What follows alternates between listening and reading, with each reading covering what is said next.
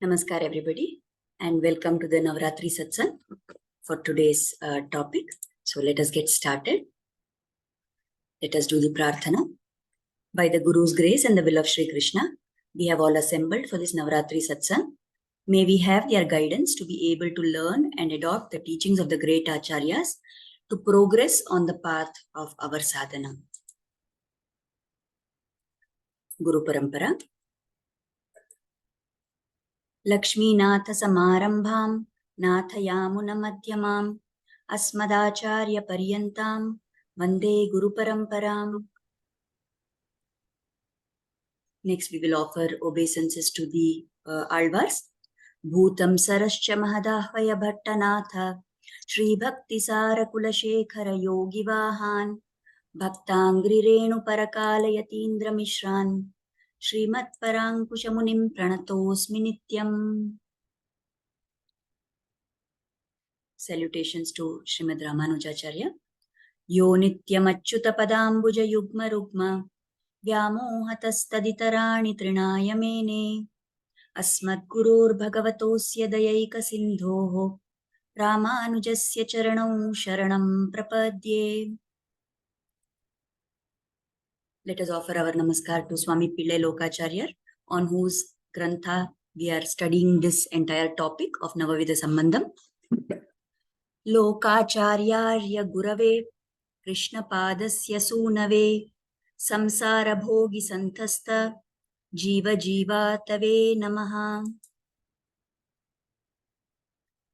And with darshan of the beautiful form of the Lord, let us begin our topic for today. So we have been talking about Navavidha Sambandham, the 9 relationships which are there between the jeevatma and the Lord, the Paramatma. So we have seen in the previous session, yesterday's session, about the Sesha Seshi Bhava, the master and the servant. So the Lord is the master and we are his servant. That should be our bhava. That is the third relationship between the Lord and us. So today we will move on to the 4th relationship, that of the Bharta and the Bharya. Bharta is the husband, Bharya is the wife. So in this context of the Paramatma and the Jivatma, the Paramatma is the Bharta, he is the husband, and all Jivatmas, we are like the wife, we are the Bharya. So let us discuss a little more about this. Now in yesterday's session, in yesterday's satsang, we said that we are all Sesha to the Lord. He is the Seshi, he is the master. But then we also need to think, am I being a servant of one form of the Lord, or am I diverting my energy to many different forms of the Lord? And we need to understand this in the right context, how it is told and with what bhava the acharyas always tell us that we must go from many forms to one form.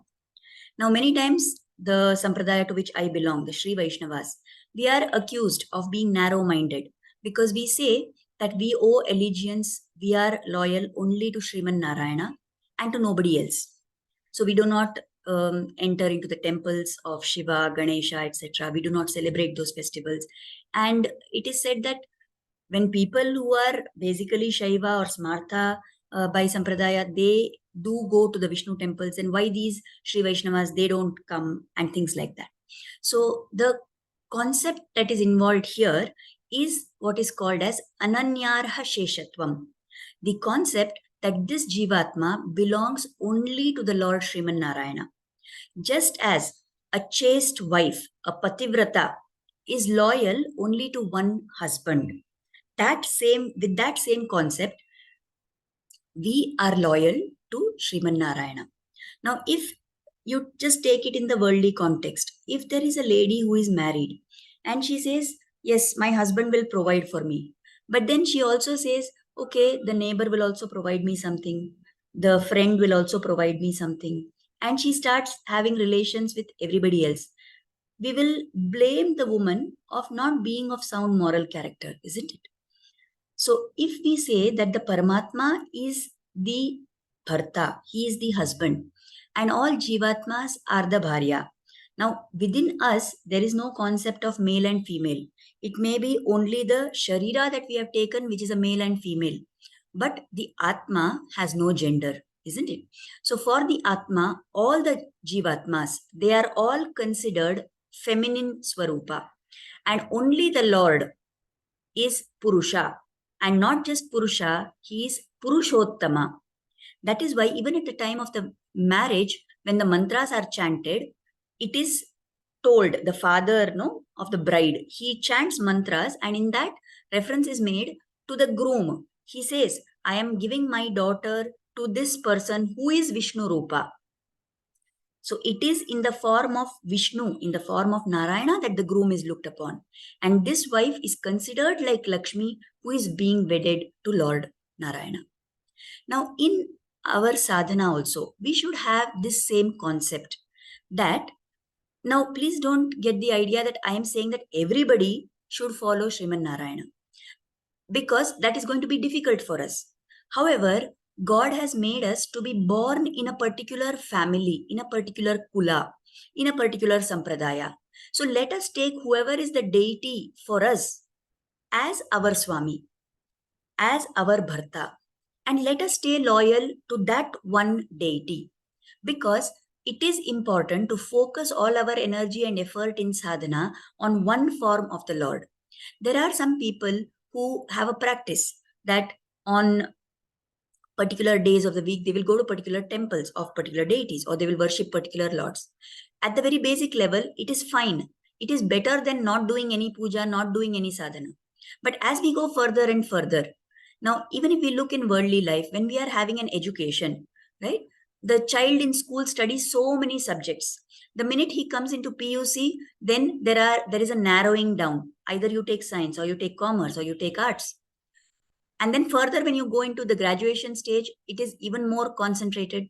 When you go to your PG courses, or you go into the PhD level, then everything becomes, it's like you're going deeper and deeper and deeper into just one small tattva, isn't it? Same way in our sadhana also. When we start, we may be praying to several deities. But as we go further and further, there should be one deity to whom we are concentrating all our energy and effort.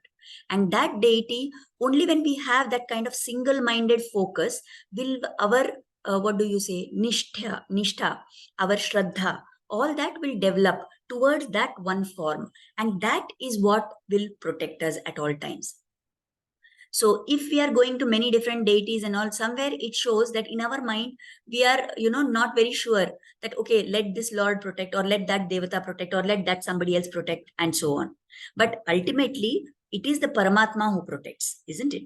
So if you are belonging to a particular sampradaya, and it has been your family tradition to follow the worship of that particular deity, then please, we should make sure that we stick to that one particular deity whom we are worshipping.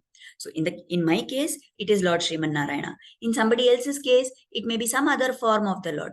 In somebody else's case, it may be Shiva. In someone's case, it may be any other deity.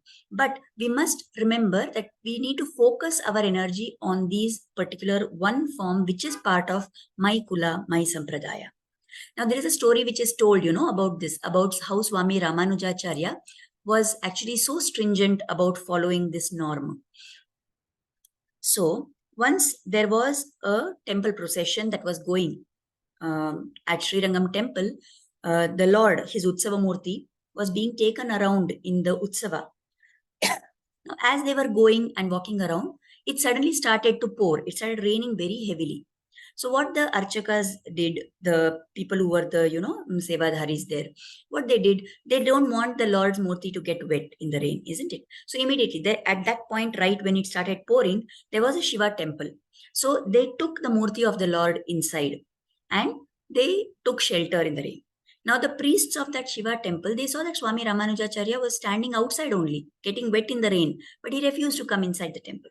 So they told him, Swami, please come inside. Your Swami, your Lord only has come already. Then what's the problem for you to enter inside? When your Lord has entered into the Shiva temple, what is the problem for you to come inside? They made fun of him. So then Swami Ramanujacharya gave a very fitting reply in a very humorous way. He said, he is the Swami. He is the Purusha. He can do whatever he wants and nobody will point fingers at him. But I am the Bharya. I am the wife, and it is not for me to go here and there everywhere. Even if I'm getting wet in the rain, it's fine. I will trust my Lord only to take care of me. That was his reply. So, like this, he had so much of nishtha that he's going to just see only the Lord's form for himself as a dutiful wife, as a pativrata sees her Lord and seeks her Lord's protection only. Similarly, as Jivatma, we are the bharyas of the Lord in whatever form it may be. And we must make sure that we follow that particular concept, that particular tattva which is taught to us in our family.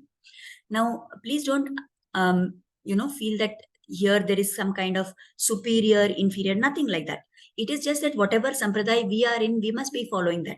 And there is no question. So if there is anybody who follows a particular sampradaya and starts looking down on people or finding fault with other deities and all, then that is not at all in the, purview of what is spiritual practice actually. As we do sadhana, our vision should become more and more broad-minded. So, although we are broad minded, we don't look down on other people, we don't make fun of them, we don't ridicule other gods, but you stay loyal to your Lord. That should be our whole idea. So, there is one Lord in one of the Divya Deshams, out of the 108 Divya Deshams, there is one Lord who is called as the Nitya Kalyana Perumal. Nitya means every day, every time. Kalyana means marriage. Perumal, Lord. So the Lord who has Kalyanam on all the days of the year.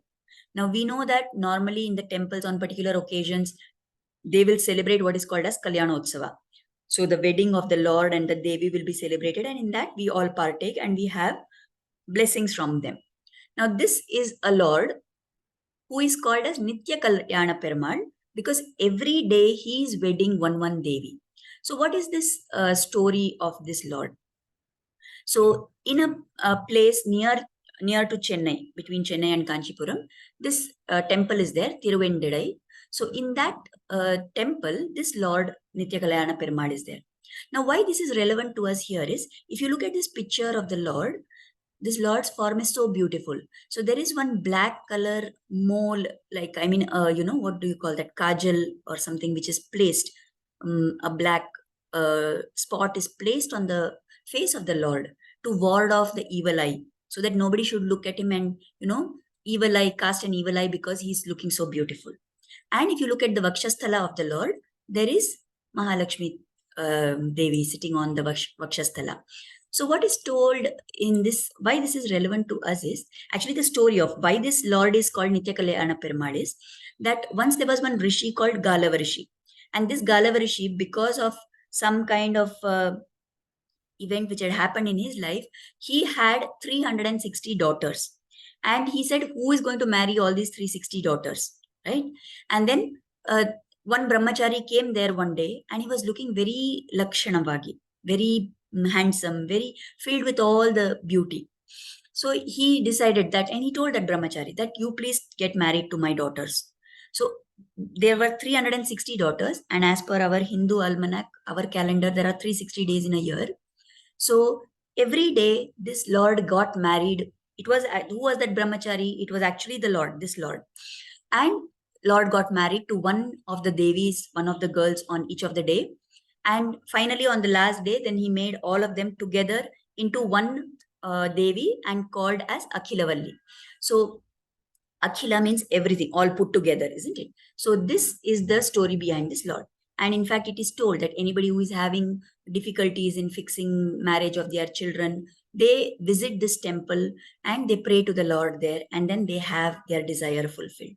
Now, here why we are talking about this is that you remember in the previous satsang, we talked about the Alvar called Tirumangai Alvar, who was actually a robber and other things. And then the Lord came and did Upadesha of the mantra to him, and he got converted immediately into a great bhakta. His eyes were open. So this Tirumangai Alvar has sung many verses. Now these verses, they are part of the Divya Prabandha in Tamil, and the verses are called as Pashurams. So this Tirumangai Alvar has sung Pashurams, and the speciality of these Alvars, this Alvar and another Alvar called Nam Alvar, is that they sing the verses in Naika Bhava. They think of themselves as a feminine role and they visualize the Lord. So when the Alvar is in that feminine bhava, then he takes different forms. Like he may take the bhava of the Naika directly. That is the lover who is pining for the Lord. Or they sometimes sing in the form of the mother of this Naika or the friend of this Naika, like that also. So in one place, there is this incident which Tirumangai Alvar's verses are describing. So he says that this Tirumangai Alvar in that Naika form, she has, become totally mesmerized by this Lord. And she is not ready to marry anybody else except this Lord. So then the mother tells this Naika that go and see that Nitya Kalyana Perumal, go and have darshan of him and come back. Now the mother's hope is that once she goes and sees the Nitya Kalyana Perumal, what will happen? She realizes that, okay, he's having already so many wives. Now there is no woman who likes that husband should have somebody other than her in his affection, isn't it? So this mother thought that if I send her to see that Lord and she sees that, okay, every day he's having one wife and one Kalyanam going on, then she is going to give up the thought of this Lord and then we can get her married to somebody else. But when she goes there and comes back, she comes and she says, now, oh, thank you, mother, for sending me there. Now I am even more sure that I will marry this Lord only. Now the mother is shocked. She says, what is this? How can it be? Didn't you see this Lord is marrying every day one Devi? She said, yes, but I saw that on the Vakshasthala of this Lord, there is Devi Mahalakshmi. And Devi Mahalakshmi is the one who takes the bhaktas to the Lord. She is the one, like the loving mother, she makes sure that the Lord does not look at our doshas. She makes sure that the Lord will pardon our sins. And she will make sure that we are united with the Lord.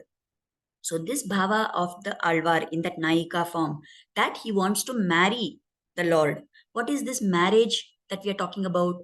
It is the communion of the Jeevatma and the Paramatma.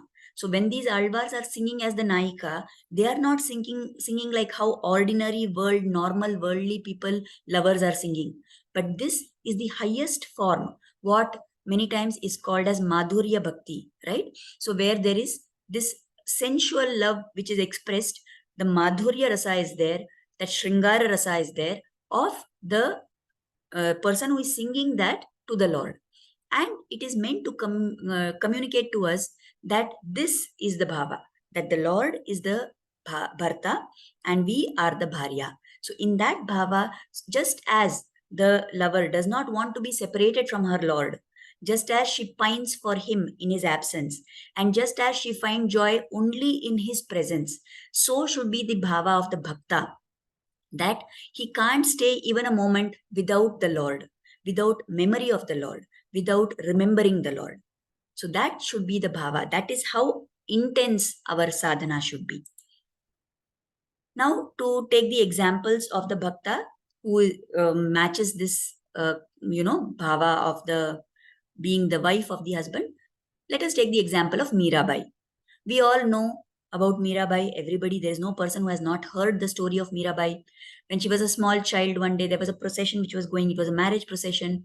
So when she saw that the bride and groom were there and all that, she innocently, this child asked her mother, that mother, who is going to be my bridegroom?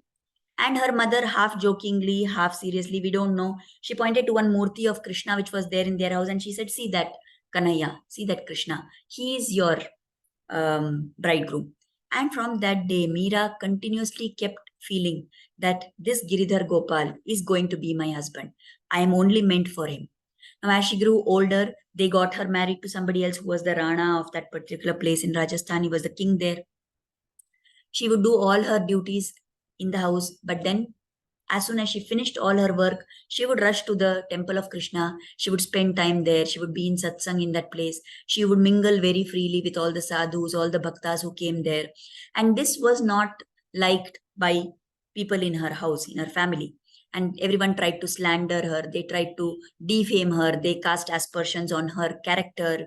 They, did everything possible. They tortured her. When, like, just like in the story of Prahlada, how he was given Visha to drink, but it turned into Amrita. All these similar instances happened in the life of Mirabai.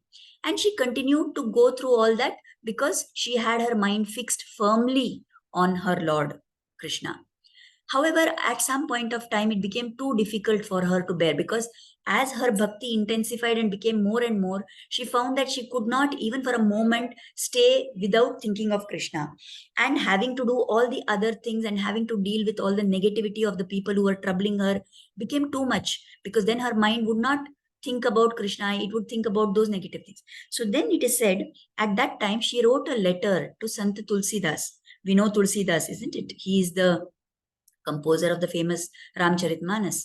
So she sent a letter to Tulsidas saying that I'm having all this difficulty and they are all troubling me so much. Now, I have a doubt about whether I should continue to stay with these people. What should I do? What should be my attitude towards all these things? I can't live without Krishna. So then Tulsidas sent her a reply. And that was published, that he wrote. Tulsidas used to write text called as the Vinay Patrika. So in that it was written, he says, Jake priyana rama baidehi, tajiye tahi koti bairi sama, jadapi prema sanehi. If somebody, for those people for whom Rama and Vaidehi, Rama and Sita are not priya, if somebody is there who does not have love for Rama and Sita, tajiye tahi koti bairi sama. Do tyaga of those people, give up contact with those people as if they are your enemies, as if they are deeply having hatred towards you. Do tyaga of such people, although they may be your loved ones. So even if your loved ones are there, but they do not have love for Rama and Sita, then there is nothing wrong in giving up the company of such people. And then he gives her the example that how Prahlada left his father, how Vibhishana gave up his brother, how Bharata gave up his mother, and how Bali gave up his Guru Shukracharya because they came in the way of bhakti. Similarly, there is nothing wrong in giving up the company of such people. So great was the devotion of Mirabai that once she heard this reply, she then went off. She suddenly felt one day motivated divinely, and she walked through the hot sands of Rajasthan, through the desert, and she walked and walked and walked, and finally she reached Vrindavan. Now, after reaching Vrindavan, she was very happy. All the time she was spending in bhakti of her Krishna. And at that time, it is told that there was one, she wanted to meet, there was this Goswami called as Jiva Goswami. He was one of the most very exalted sadhus in Vrindavan, exalted bhaktas of the Lord. And this Jiva Goswami, she wanted to meet him. So she asked somebody to take his permission that I want to come and meet you. Jiva Goswami replied that I don't have anything to do with women. I will not meet any woman, even though she may claim that she is a bhakta of the Lord. I don't want to meet any woman, he said. So that person came and told this to Mirabai. So she said, please go back and tell Jiva Goswami that today I discovered that he is also a Purusha. All these days I thought that only Krishna is the Purusha and everybody else is the Stree. But today I came to know that Jiva Goswami thinks that he is also a Purusha. I did not know this before. This person went and reported that back to Jiva Goswami, and immediately Jiva Goswami's eyes were opened. He realized that how wrong it was on his part to look at somebody as a woman, when actually everybody other than the Lord is woman only. If he considers that he is a man and Mirabai is a woman, then the very basic rule that all Atmas are feminine, all Atmas are the wife of the Lord, that bhava is itself destroyed. So his eyes were open, and then he agreed and he met her, and they had a long discussion and, great bhajan and satsang and all that. Then, of course, so this is about Mirabai. Then, of course, the story of Dhanurdasa. I think I have talked about this. We have discussed this in some previous satsang. Just very briefly, this man was belonging to he was a great wrestler and all. One day he was walking and going during the temple procession. Swami Ramanujacharya saw him. He was holding an umbrella over the head of his wife, and he had no eyes for anybody else. He was only looking at that lady, and he was so enamored of her, and he didn't notice anything else which was happening around him. Ramanujacharya called him and said, what is it? Why are you behaving in such an odd way? Why are you having eyes only for that lady? So he said, she has such beautiful eyes that I can't help but look at her. and I'm ready to do anything for her. So Ramanujacharya said, come with me. I will show you a more beautiful pair of eyes. So that man said, yeah, really, if you show me a better pair of eyes, I will surrender to that person who has those eyes. Ramanujacharya took Dhanurdasa into the sanctum sanctorum, into the Garbhagriha of the Srirangam temple. And there was Lord Ranganatha lying on Anantashesha with his beautiful eyes. And the minute Dhanurdasa looked into those eyes, he realized how foolish he had been in all these years. And that is when he became a Shishya of Ramanujacharya. And soon his wife also joined him, and they were both very great devotees. So this is how our attitude should be. That for us, the Lord is the most attractive being in the world. He is the only Purusha. We may have to go through our worldly relationships as a wife, as a husband, as a child, as a parent, whatever it may be. But our eternal relationship is always with the Lord only. And we must keep these examples in our mind. So for today, we will see about the Alvar called Tiruppan Alvar. Now this Tiruppan Alvar, he belonged to a caste which was called as the Panar Jati. And they were the singing kind of people. They were singers and musicians. They would hold the veena in their hand and they would sing music and all. That was their livelihood. They would sing glories of the Lord and all that. But then they were also considered as untouchables, and they were not supposed to enter anywhere near the temple of Srirangam. So this Tiruppan Alvar, he constantly, although he was a great bhakta, actually he was born, he is called as an Ayonija. He was found somewhere. Nobody, no human mother gave birth to him. So he didn't come through the yoni of a woman. So he is called as Ayonija. And there was somebody from this Panar caste, this outcast, who found him and took him and brought him up. So that is how he belonged to that category. So he got the name as Tiruppan. Tiru is holy. So Pan refers to the that Panar caste. So he was always engaged right from childhood. He was always engaged in singing the glories of the Lord. Now we must understand, he was not allowed to set foot near the temple of Srirangam. Forget about inside. Even outside, he could not come to that place where the temple was. That those were the rules of those times. He lived in a place called Urayur, and that is on the opposite side of the Kaveri river. So there is Srirangam, there is the Kaveri river which flows, and on the other side of the river, on the other bank of the river, is this place called Urayur. And there he would stand on the bank of the Kaveri river, and he would look towards the Srirangam temple, and he would be lost in singing the glories of the Lord. He would enter into something equivalent to samadhi. He would be in a trance most of the times, and he didn't realize what was going on around him. Such great bhava he had. Now, one day what happened was, there was this priest who was the main archaka in the Srirangam temple. He came, Sarangamuni, he came to this Kaveri river to take water to do Abhisheka of the Lord. So that was his daily routine. So this Sarangamuni came there and he wanted to draw water from the river. Now, when he came there, he saw that this Tiruppan Alvar was there in the path. He was blocking the path. He couldn't go to take the water. So then he tried to call out to him. How much ever he called out, Tiruppan Alvar was lost in contemplation of the Lord. He didn't hear this person calling. So he continued to sit there and he was singing and his mind was totally engrossed and all that. Now what to do? This Muni wanted to push him away, but he can't touch him. He can't, because he's another outcast. So he can't touch him and do anything. So what he did, he took a small stone and he hit it on Tiruppan Alvar. So when he hit it on Tiruppan Alvar, it went and touched his forehead and it caused a wound and blood started flowing. The minute that happened, Tiruppan Alvar woke up from his trance and he realized that, oh God, what is this? What is happening?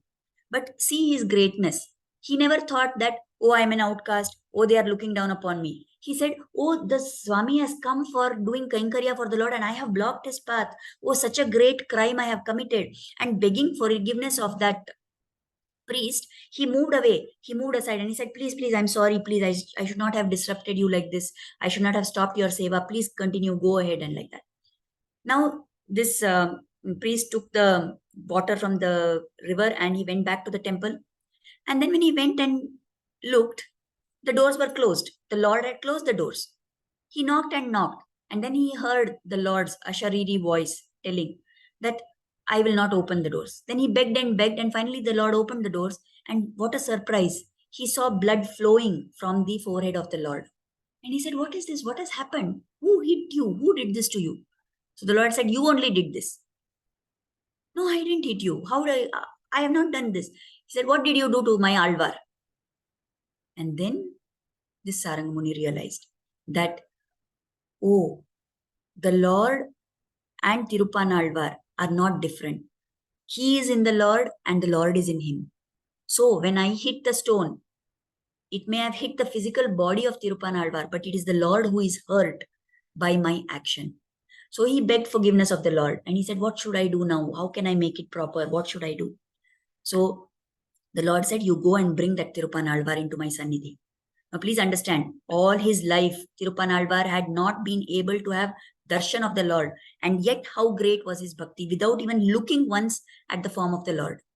So when this, 1 minute now, please.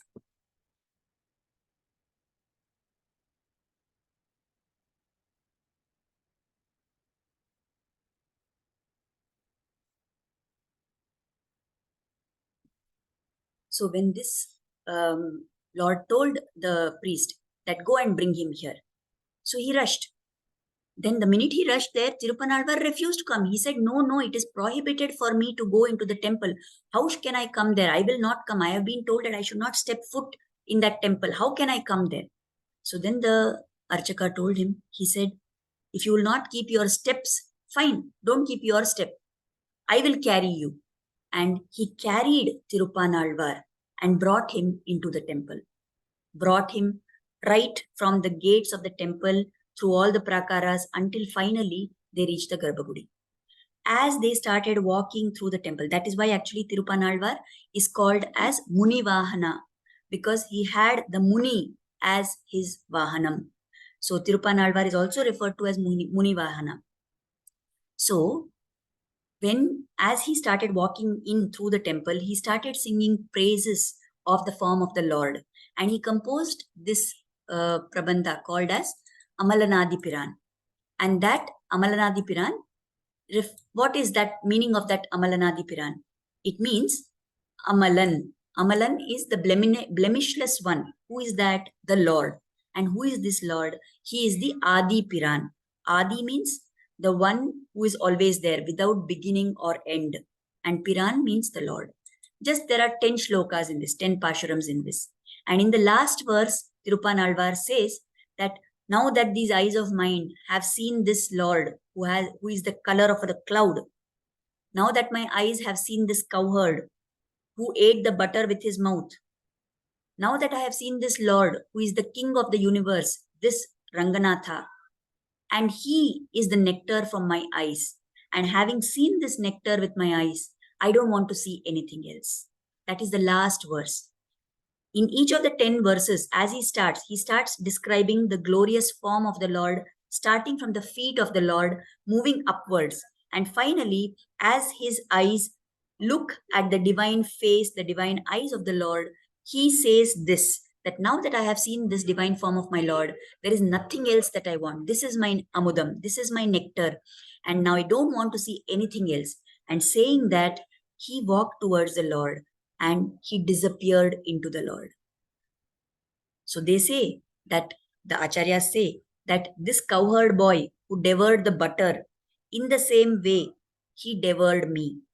Just as easily as the Lord, as Krishna, gulped down the butter, this Lord, the Paratattva, the Paramatma, will eat up the jeevatma just as easily as if it is a small bit of butter. This was the great bhava of this Tirupanalvar. So from these examples, what can we learn today? That we must dedicate ourselves to only the Lord. We are Shesha to the Lord and we are Bharya of the Lord. We must dedicate ourselves to only one form of the Lord. And just as the wife does everything she can to please the husband, we as bhaktas must do everything that we can to please who is our eternal husband, the Lord. And irrespective of how the world looks at us, with respect to our sadhana, irrespective of what barbs people throw at us or whatever views come our way. We must always try and focus all our energy on being involved with bhakti to the Lord.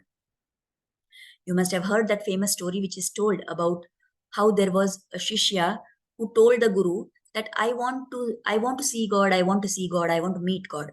And the Guru said, okay, how desperately do you want to meet him? He said, no, I want to meet. Now the Guru said, okay, fine, come with me. And he took the Shishya to the river. And there, standing in the river, he suddenly pushed this Shishya's head into the water. And he held it there for 1 minute, for 2 minutes. And then he released his hand. And that Shishya came up gasping for breath.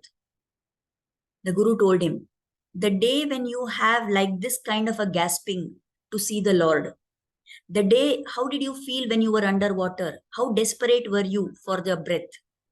When you have that kind of a desperation that you want to see the Lord, that you want to be one with the Lord, that is the day when Lord will come in front of you.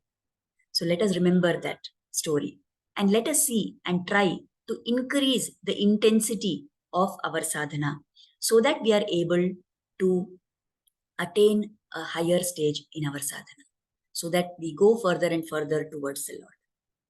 So we've reached the end of our time for today and we have to offer Kritagnyata. Let us offer gratitude for the great Acharya Parampara through whom we are able to learn about all these things. Let us offer gratitude to all the commentators who have explained the meanings of these works of the Acharyas, the works of the Alvars. Let us offer gratitude at the lotus feet of Krishna and Guru for inspiring us to start and join this satsang, and let their blessings and grace always be on us. Namaskar. Thank you everybody for attending. And I'd like to just share one experience which happened just now. I had kept the milk to boil before I started the satsang, before I logged into the satsang. And then I completely forgot about it. And only now in the middle, I ran away. Isn't it saying 1 minute, please? That was when I caught the smell of that burnt milk and the vessel is burnt. But it's okay. The vessel, we can always clean. But what bhava we have when we are talking about the Lord, if we are able to have that, never mind the burnt vessel. If the God gives us, if our Lord, if our Acharya gives us this kind of good fortune, that we get carried away in talking about the Lord and we forget our worldly things, then that is worth every burnt vessel, every moment spent in trying to clean that burnt vessel. Thank you everybody for joining in. We are totally out of time now. And if anybody has any questions, please send them next time. And we will catch up tomorrow again. Only thing is tomorrow, I'm not very sure if we will be able to have it at 5:30 because I have some guests who are my sisters only. They are coming for the Navaratri Golu.